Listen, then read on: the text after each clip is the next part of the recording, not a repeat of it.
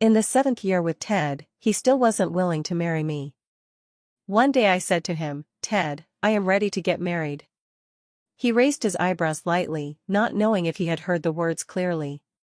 "Arya, the company is currently in the IPO stage and we are all extremely busy, so I don't want to discuss this trivial topic with you for now." I smiled calmly. Perhaps in Ted's eyes, I was pressuring him into marriage. But I am indeed getting married. And the person I am marrying is not him. "It's okay, you go ahead with what you're doing, I just came to let you know." He heard my words and finally fixed his gaze on me, looking for a long time. Once, he looked at me like this, without blinking. The only difference is perhaps that the fiery gaze in his eyes has dimmed and lost its luster. Ted and I are college classmates. Today marks the 7th anniversary of our acquaintance and love. 4 years of university, 3 years since graduation. He should have long forgotten what day it is today. From the initial passion like fire to the current indifference like water. After being his girlfriend for 7 years, I still can't wait for him to say the words, "Marry me." I am not a fool, nor am I a woman who knows nothing. When a man drags you along for 7 years, it signifies many things worth delving into. Ted was taken aback for a moment, but he still spoke up, with a hint of impatience. "Arya, I've said it before, once the company goes public, I will marry you.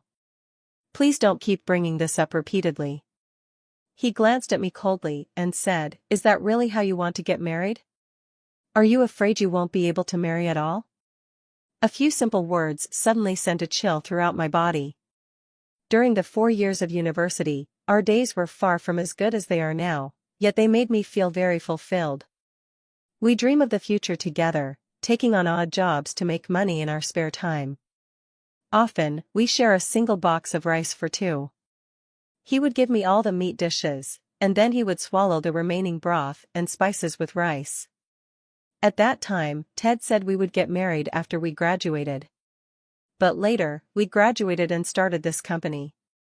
Many times, when we passed by a jewelry store after work, Ted would always point at the diamond rings inside and say to me tenderly, "Once our company is stable, I will definitely buy the most expensive ring from this jewelry store to propose to you.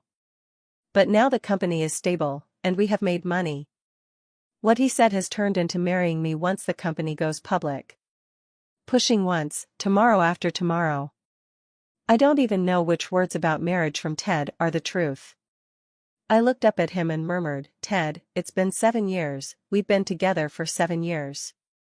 On the man's indifferent face, a trace of emotion finally appeared. He crossed the desk in front of him and tightly embraced me. "Arya, I know you've been waiting for a long time, but now is a critical moment for the company, I can't be distracted. I must put all my energy into work. This is a company that we worked so hard to establish, and we have finally come this far, you should be able to understand me, right?" This time I didn't respond. I could only feel the nausea in my heart threatening to spill out uncontrollably. I am not a fool, I know his hesitation as he keeps pushing me away.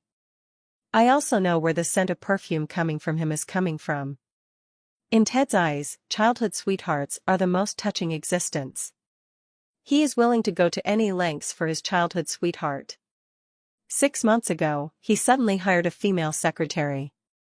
At that time I was quite curious about what kind of woman could attract Ted's special attention, who was usually indifferent to other women. However, I didn't care too much about this matter. Because I choose to trust Ted, to trust our feelings.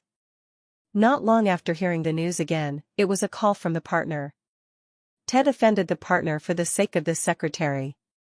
When this incident broke out, Ted rarely had a big fight with me. I asked him in confusion. "It's just having a drink, what's the big deal? Mr. Wong didn't do anything too outrageous. Besides, when the company was just starting out and we were discussing cooperation, you even took the initiative to have me come out for drinks." As soon as the words fell, there was a loud bang. Ted, with a cold face, slammed his phone down right in front of me. Shattered glass shards flew, cutting into my ankle. "That's what you should do. Don't treat everyone like you, without a hint of femininity. Are you really such a vicious woman? Monica is still so young, and you want to let this bad influence ruin her. In that moment, my head felt as if it had been struck by a hammer, standing dazed in place. Ted's cold words kept surfacing in my mind.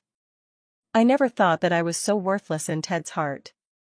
But if I hadn't desperately participated in the drinking parties back then, the company would never have developed to this point. There will never be days when he can be so carefree and at ease as he is now. After that argument, Ted and I didn't speak a word to each other for a whole month. Finally, on his birthday, I took the initiative to admit my mistake. I personally made a birthday cake for Ted. But when the cake was delivered to the company, I found out that he had already celebrated his birthday sweetly with his secretary. From that day on, I realized that his secretary Monica was actually his childhood sweetheart. And he could put me through all the embarrassment for the sake of his sweetheart. A sudden sound of footsteps interrupted my thoughts in the office. Monica pushed the door open without the slightest pause. Holding my Ted, he instinctively pushed me away and stood up straight. I frowned slightly and deliberately said, "Secretary Monica, don't you ever knock before entering the president's office?" Monica replied with a look of grievance, "Arya, I've always been like this. Mr. Ted also said I don't need to knock when I enter the office." Although the answer had long been in his heart, at this moment, his nose couldn't help but feel a bit sour. Monica truly is the most special person to Ted. At first, Ted was extremely angry and scolded me for pushing the door open without knocking. "You say I have no sense of propriety at all. This is the company, not my home." Then, a new rule was specifically announced within the company, which is to knock before entering. Perhaps sensing that I was in a bad mood, Ted stood in front of me and only spoke after letting Monica out. "Monica is still young, and there are some things she just can't remember. Please don't deliberately target her." Every time I hear Ted say this, I can't help but laugh. When he says still young, he is only 3 months younger than me. For his blatant favoritism, I smiled this time to show that I was aware.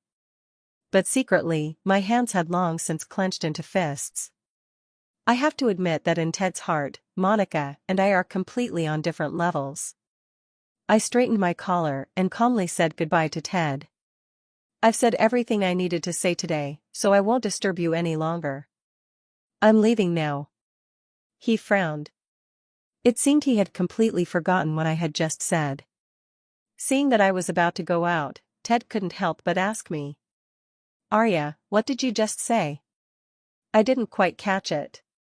A wave of sourness instantly surged to my eyes, and as I took a deep breath, I was about to repeat what had happened.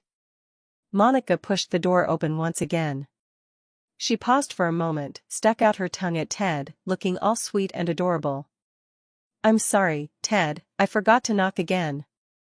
Ted smiled indulgently and patted her on the head. "It's okay, what is it this time?" "Ted, it's already lunchtime. I heard there's a really good Japanese restaurant. Would you take me there?" Ted agreed without any hesitation. He forgot that I still had unsaid words. Before leaving, Ted suddenly turned around. "Arya, it's noon, do you want to have lunch together?" I was momentarily stunned. A bit dazed. Think about it, when was the last time I had a meal with him? Since Monica appeared, it seems that his world has become only about her.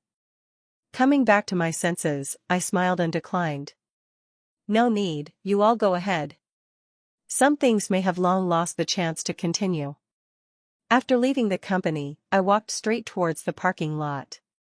After getting in the car, I took out my phone and realized that I had unknowingly been crying. I wiped away my tears haphazardly, took a deep breath, and called home. "Good daughter, why did you suddenly think of calling Mom today?" I held back my choked voice. "Mom, I agree with the family's opinion, I can marry at any time." "Really?" Mom's surprised voice came through, and soon she sighed again, advising me, "Mom knows you have a boyfriend you've been with for 7 years, but after all this time, he still doesn't want to marry you. As women, we don't have many 7 years to wait. Once youth is gone, this man will be even less likely to marry you." However, that being said, Mom still hopes she won't act on impulse. Marriage is a significant matter and cannot be taken lightly.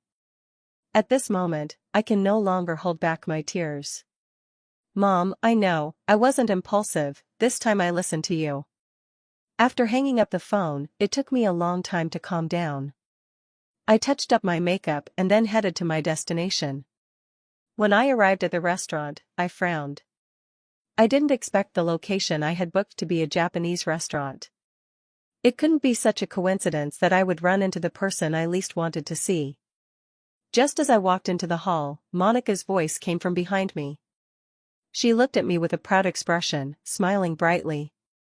Arya, how did you end up in this Japanese restaurant?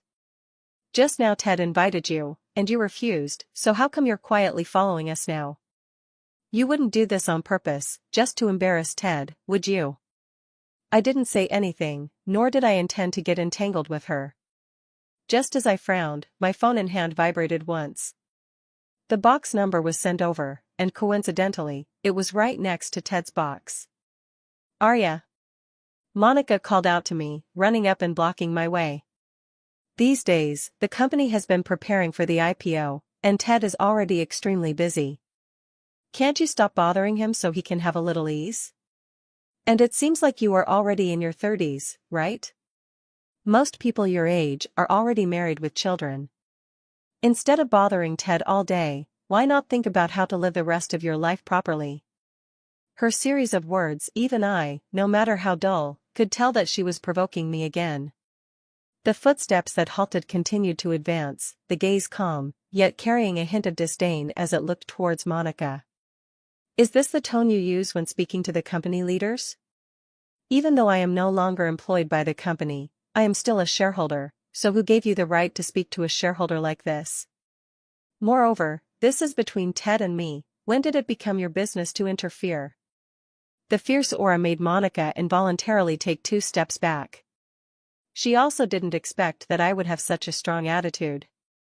Or feeling embarrassed, she bit her lower lip and said firmly, what I said is all true. If you can't even accept these plain facts, what right do you have to be a shareholder in the company? Moreover, Ted and I grew up together, we were childhood sweethearts. He has said that in this lifetime, he will only marry me, and I am his wife. Why can't I take charge of this? Saying this, she glanced behind me and, without waiting for me to speak, put on a pitiful expression. I'm also thinking of the company. If Arya, you're still not satisfied, then just fire me. With me here, who dares to fire you? Ted walked out of the booth, his aura very low, and after giving me a cold glance, he said. Arya, Monica is just a little girl who came here to work away from home. Can you tone down your attitude as a young lady and not take out all your frustrations on her? If you have any discomfort or dissatisfaction, you can come directly to me, don't make things difficult for Monica. He directly took me as the culprit without even asking, and an indescribable sense of frustration surged in my heart. I closed my eyes, forcibly suppressing the bitterness in my heart, and let out a deep breath. Ted, aren't you going to ask me why I'm going to fire her? I originally thought he would ask nicely and then communicate clearly. But I never expected Ted to snort coldly. With your arrogant and overbearing attitude, what else do I need to ask? Monica is timid and has been pitiful since she was little. I am her only relative here, all alone. I will not allow you to do anything to hurt her. Monica, looking pitiful, tugged at Ted's shirt corner, her eyes red and biting her lip as she stubbornly said. Ted, you shouldn't be upset because Arya and I had a fight. The company was built up by both of you through hard work, and even if Arya wants to fire me, she must have her reasons. Since I was little, no one has liked me, and I've gotten used to it. Tomorrow, I will go to the company to apply for resignation. I definitely won't make it difficult for you, Ted. No way, I don't agree. In the midst of speaking, Ted couldn't hide the fleeting look of pained affection in his eyes, which I saw clearly. It was then that I realized that everything Monica had just said was true. At that moment, Ted glared at me fiercely, his voice coming from his throat like a ferocious beast. Arya, apologize to Monica. I looked at Ted in disbelief, my eyes unable to hide my daze. Apologize? I did nothing wrong, why should I apologize to her? Without waiting for me to finish speaking, the next second Ted firmly grabbed my wrist and forcibly pulled me in front of Monica. I twisted my ankle and couldn't stand firm, humiliatingly half-kneeling on the ground. Ted showed no signs of pity and said coldly, "Hurry up and apologize to Monica, my patience is limited, or else don't force me to take action." She lifted her head and met his cold gaze. I can't understand how a love that once promised mountains and seas can change so easily. For a woman, he can strike at me without hesitation. "Arya, just give up, otherwise Ted will take ruthless action against you for me." A very soft sound came from beside my ear, along with Monica's triumphant gaze. I closed my eyes in pain, not making a sound. Ted's hand slowly covered the tips of my hair. In that moment, I could feel the pain of my long hair being completely tugged by him, as if my entire scalp was being pulled up. Mr. Ted really has a bad temper, he can be so ruthless even to his own business partners.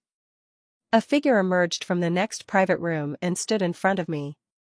He grabbed Ted's hand, stopping him from making his next move. But he also took in my current disheveled appearance. Samuel pushed Ted aside and carefully helped me up, casually saying, "I really didn't expect Mr. Ted to have such a temper. It seems I need to think more about our collaboration. I don't know if it's my illusion." Just as Samuel helped me up, a fleeting cold glint passed through his eyes. It was as if he was standing up for me. The next moment, before I could say anything, Ted's expression changed. I had also heard of Samuel, he is the president of the GU Group, and now the company wants to successfully go public, so the urgent task is to secure a major deal with the GU Group.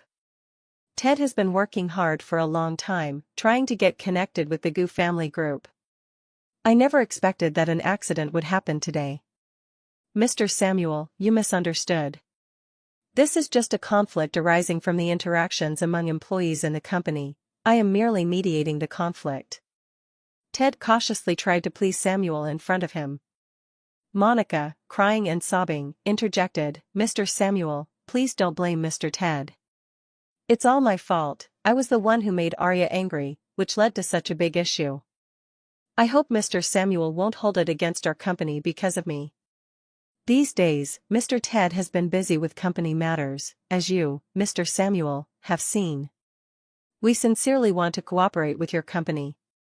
Before Monica could finish her words, Samuel sneered, "Do you think you have a say here? The president and shareholders of your company are all present, what right do you have to say these things to me?" The indifferent atmosphere made it unsurprising for Monica, who was pretending to sob, to burst into tears.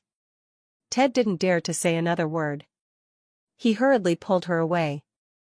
I stared blankly at the man in front of me, who had once been so servile and was now fleeing in disgrace, suddenly feeling as if I had been fed to the dogs for these past 7 years. The Ted of the past was so full of vigor. The Ted of today is just so hard to look at. Watching his departing figure, the Ted who once resided in my heart has now completely died. I was taken to the next private room by Samuel. After finally stopping the tears in my eyes, I expressed my gratitude to Samuel. He slowly poured me a glass of water without saying a word. It took nearly 10 minutes before he finally spoke. "Let me formally introduce myself. I am Samuel, the president of the GU Group, and also a student of Teacher Zhou." Speaking of this, he paused. "I heard from Teacher Zhou that Miss Arya has plans to get married soon. I wonder what kind of requirements she has for her partner." My cup of water suddenly froze in midair after I had just taken a sip. I instinctively glanced at the box number revealed on the door. It was only after some time that I realized the person I was set up with for this blind date was, without a doubt, the man in front of me. And the Teacher Zhou he mentioned is my mother. Even the name Samuel suddenly became unusually familiar. After understanding all of this, my cheeks suddenly flushed. Nothing is more embarrassing than making a fool of yourself in front of a blind date. "Hello, Mr. Samuel. I really didn't expect it to be you today." After a moment of hesitation, I finally stammered out this sentence. Samuel smiled and, not surprised by my reaction, teased, I heard from Teacher Joe that your boyfriend, whom you've known for many years, should be Ted. I have to say, Miss Arya is very beautiful, but unfortunately, her taste is not very good. I had just mustered quite a bit of courage, only to have it instantly dissipate with his words. He is right. My judgment is indeed poor. But at first, I did not easily agree. Unfortunately, under Ted's repeated attempts to please, she gradually fell into his trap. In the past, he would remember my menstrual cycle and make me brown sugar water on time every day. He would remember my birthday and give me 1,000 paper cranes he had folded over the year as a gift. But now, everything has ultimately changed. He only cares for his childhood friend Monica without a second thought, leaving me feeling embarrassed. I raised my head to look at the distinguished man not far away. You should be aware of my situation by now, and it is what it is. If you have no objections, I can get married at any time. After leaving the Japanese restaurant, I declined Samuel's offer to see me off and took a taxi home alone. This so-called home is actually the rental apartment we have been living in since we graduated from university. When I initially made up my mind to be with Ted, I shamelessly begged my mother to secretly lend me money to buy this house without Ted knowing. I remember the day the truth was revealed. Ted cried, choked with emotion, tightly holding me and saying he would never let me down in this lifetime. Memories of the past rolled through my mind. I smiled as I threw the tie from the table into the trash can. This is the gift I bought for Ted for our 7th anniversary not long ago. It seems it won't be needed now. Since I was preparing to leave here, I began to pack my luggage. I took everything I could carry and threw away everything I couldn't. After all, I don't want to leave behind any ridiculous memories, nor do I want the things that once belonged to me to have a second owner. I ran up and down the stairs with the box twice. Just as I was breathless and returned to the room, Ted also came back. He appeared in front of me, holding a packaged gift box in his hand, with a face full of guilt. He stepped forward with a deeply emotional demeanor and apologized to me. Arya, I'm really sorry. I was impulsive today.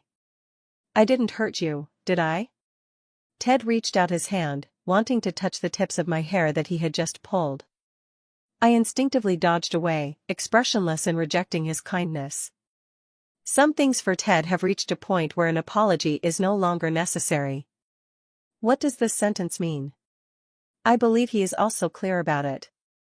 The man pressed his thin lips tightly, his eyes revealing a hint of disbelief.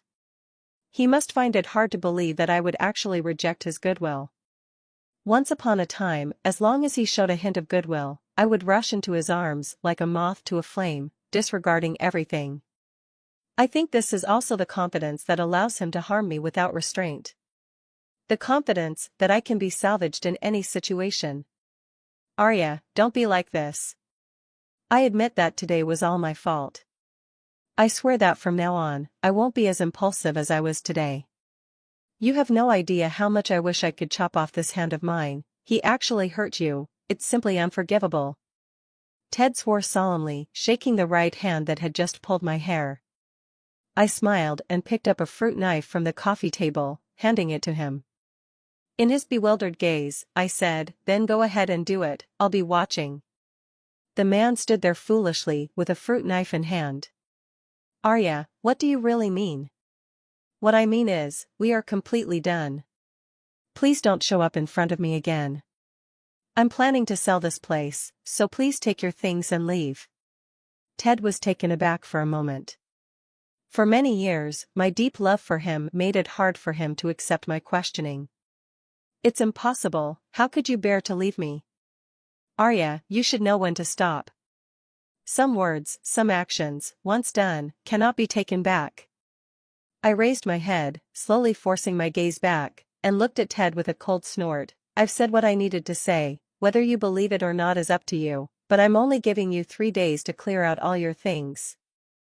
As soon as I finished speaking, I prepared to leave. Reluctant, Ted caught up from behind, gripping my wrist tightly and pleading in a sorrowful voice. I disagree. Arya, you know that you are the most important person in my life, How can you leave me? Without you in my life, I will die. He spoke with great emotion, touching the heart deeply. Unfortunately, a phone call distracted Ted's thoughts. Monica's sobbing voice came through the phone. Ted, it's all my fault. I ruined all your efforts these days. I'm leaving, please don't come looking for me. After the phone call ended, Ted was flustered and at a loss. He didn't even notice when his phone fell to the ground and shattered into pieces. The last time I saw him so uneasy was the day I was hospitalized for a stomach bleed from drinking too much. It seemed as if his words echoed in my ears. Arya, if you don't wake up, I will definitely go down to be with you. I suddenly called out to the man who was about to rush out. Ted, I'm giving you one last chance. If you walk out that door today, it's over for us. He paused for a moment in his footsteps, seemingly oblivious to my words. After a long while, I walked to the window and watched a black sedan rush into the night. I pushed the suitcase, closed the door, and left. This self-degrading love affair has finally come to an end. I didn't expect that the person who came to pick me up after the plane landed was none other than Samuel, whom I had just met yesterday. He stood there in a black cashmere coat, tall and expressionless. Until I walked out, a hint of warmth that was hard to detect emerged from the icy coldness surrounding me. Before I could react, he had already strode over, took the suitcase from my hand, and draped his coat over my shoulders. The climate here is a bit colder, dress a little warmer. I foolishly nodded. For a moment, I didn't even know how to respond. I could only quietly lower my head and glance at this aloof man out of the corner of my eye, but suddenly felt a warmth in my heart. At least, this is the warmth I have always wanted. After Samuel sent me back to the neighborhood, I thought it over several times, but in the end, I still couldn't muster the courage to invite him to come over and sit for a while. When I shyly looked at him, he didn't take it seriously at all, just gently reassured me, "Get some good rest, I'll come to propose again tomorrow." In a single sentence, my face became more radiant than the evening sky, and I exclaimed in surprise. "Ah, so soon?" He laughed, a hint of joy in his voice. "Yes, we need to hurry, or else I'm afraid you might run away again." I couldn't understand the meaning of this sentence, and Samuel had already driven away. Back home, my mother happily arranged the bed sheets for me, tears streaming down her face as she wiped away the tears from the corners of her eyes. "My good daughter, you have finally come back." At this point, I couldn't help but burst into tears. Since I insisted on going out to start a business with Ted, I fell out with my family. It has been a long, long time since I last returned home. Ted always said that once he achieved success, he would definitely take me home and would surely win my parents' forgiveness. However, his words were pushed back again and again. Even now that the company is nearing its IPO, he still has no intention of fulfilling his promise. Looking at my mother's already aged face, my voice trembled. "Mom, this time I will never leave you again." Even my dad, who had fallen out with me, was shaking his shoulders in the corner of the living room, behind my back. After nightfall, I lay in bed. My phone suddenly vibrated. As soon as I answered, Ted's voice came through. "Arya, where have you been? I've called you so many times, why don't you answer, and why did you block my number? Why did you change the locks on the house? How long are you going to make a fuss about this?" I calmly listened to Ted's roar and coldly replied, "I've already sold the house, and we are done, Ted. There are some things I don't want to say a second time. It's impossible to end, I never agreed to end it. Our lives have just begun. How can you leave me? How can you bear to leave me?" His voice was filled with fear, yet I felt an overwhelming sense of irony. "All right, I need to rest now, don't call me again in the future." Before hanging up the phone, Ted was still frantically asking me where I was. A ridiculous question. Only now do I realize how laughable these past 7 years have been. After dozing off in a daze, the next day I was awakened by a series of enthusiastic noises. As soon as I finished getting dressed and stepped out of the bedroom, I saw that Samuel had really come to propose. A group of people carrying various gifts had already filled the house, and they continued to come and go in an endless stream. That man stood out in the crowd, particularly striking. Awake? How was your rest? I suddenly woke up and said in a panic, "Why are you here, and why did you bring so many things? Didn't I already tell you yesterday that I came to propose to you?" I was stunned for a moment, and it took me a long time to slowly say, "I thought you were just joking." The man suddenly bent down, his handsome and extraordinary face appearing in front of me. "I never joke around. When I propose, and when I say marriage, I mean marriage." My family naturally began to prepare for my wedding. The lively sounds of friends and relatives started as they sent wedding invitations. Even the windows at home were adorned with large red characters of happiness. When Ted found me, I was cutting out a double happiness character to hang on the door. "Arya, what are you doing?" Hearing a familiar voice, I turned my head. After half a month apart, he had become much more haggard. It really was hard on him. I wondered where he had found out where I lived. "Long time no see, Ted." In fact, I have imagined many scenarios of meeting him again. I just didn't expect that when I faced him once more, there would be not a single ripple in my heart. It was as if I were facing a very familiar stranger. He stumbled in front of me, looking at the character for happiness on the window of the door, revealing a mix of terror and a glimmer of hope. "Is someone in your family getting married, Arya? Congratulations." I smoothed out the few ripples in my heart and smiled slightly, saying, "Didn't I already tell you that I'm getting married? But thank you for your blessing." In an instant, Ted seemed struck by lightning. He ultimately couldn't steady himself and fell to the ground. After a brief moment of confusion, he grabbed my pant leg, his terrified voice coming out in broken fragments. "I know, Arya, wait for me. I will go buy a set of groom's attire right away. We are getting married, this time we will definitely get married, nothing can stop us from being together." I don't know why, but seeing him with this helpless expression now makes me feel disgusted. After waiting for him for so long, he actually shows up now. I took 2 steps back and shook off his hand. "Ted, I'm sorry, my groom is not you." He stretched out his hand in the air, which suddenly froze. After a long time, he finally managed to utter in a hoarse voice, "It's impossible. Arya, you love me so much, how could you leave me and marry another man? You said you would always be with me, this is the promise you made. But you also said you would marry me, yet you keep postponing it, not fulfilling your promise." I interrupted him without hesitation, "The one who broke the promise first is you, Ted, so you can't blame me." Suddenly, he seemed to be frozen like cement, and in his ever-expanding pupils an endless fear spread out. I lost interest in continuing to argue with him and turned to go inside the house. Mom asked who I was talking to outside the door, and I replied slowly, "Someone I know, but not too well." At that moment, a heavy thud was heard outside the door, accompanied by a faint groan. I calmly pushed my mother into the house and continued discussing my marriage.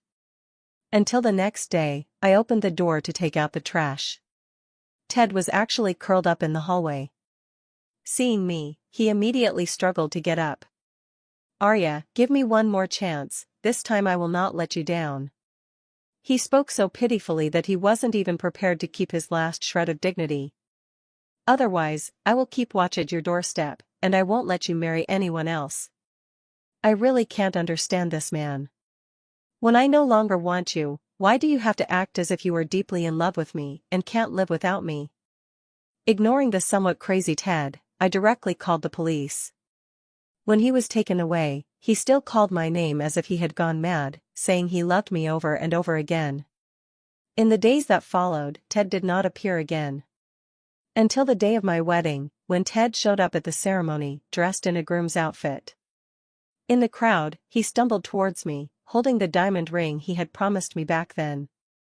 "Arya, look at this diamond ring I bought. We can get married." I looked at the diamond ring in his hand with a cold smile.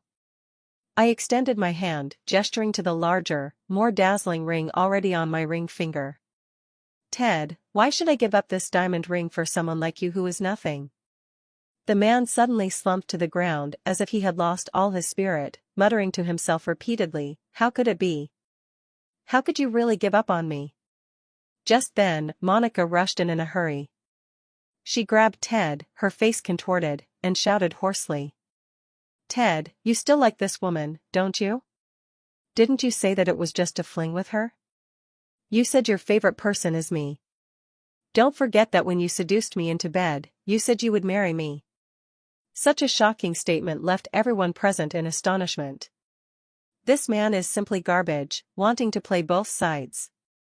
Fortunately, the girl from the Song family woke up in time, otherwise, she would regret it for the rest of her life. Although I had my suspicions long ago, hearing this fact now still ignites a fire of anger within me. Ted really didn't expect you to be so sentimental. You can generously give the same line to several women. Aren't you afraid of committing bigamy? At that moment, the prideful Ted completely exploded. He rushed up and grabbed Monica's arm, pulling her up in a fit of anger and humiliation. "Are you crazy? I've taken care of you for so long, and now you want to ruin my good thing? Do you really think I wouldn't dare to hit you? You are just an ordinary family, what makes you think I would marry you? You always compare yourself to Arya, but have you ever looked at yourself to see where you can compare to Arya? If it weren't for this face of yours, you wouldn't even have the qualification to get close to me." As soon as Ted finished speaking, Monica completely lost it. Screaming, she tried to grab his face, but Ted had already prepared and kicked her away. But he didn't expect that this time Monica was prepared. She pulled a fruit knife from her pocket and lunged at Ted. Ted's eyes widened. The two embraced tightly in a position of close embrace, the crimson blood gradually pooling on the ground. Immediately, Monica attacked Ted like a madwoman, stabbing him again and again, while shouting, "You are mine, and no one can take you away." Suddenly, a pair of gentle hands covered my eyes, and a soft whisper came to my ear, "Don't look, it's too bloody, come with me." Samuel's big hand pulled me outside. When I opened my eyes, I realized we had arrived at a hall. All my relatives and friends are already waiting for my appearance in the hall. Samuel slightly raised the corner of his mouth and reached out his right hand to me. "Let's begin, my dear lady." I couldn't help but laugh, reaching out to hold his palm. In the fervor of youth, it is inevitable to encounter some wrong people. But as long as you keep going, the right person will definitely appear before you.